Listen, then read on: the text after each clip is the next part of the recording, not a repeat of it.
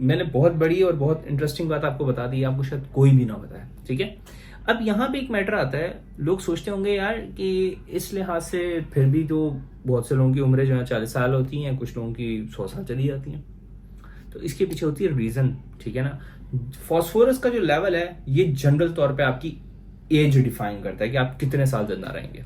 दूसरी चीज, फॉस्फोरस का जिस्म से निकलना ये किसकी जिम्मेदारी है?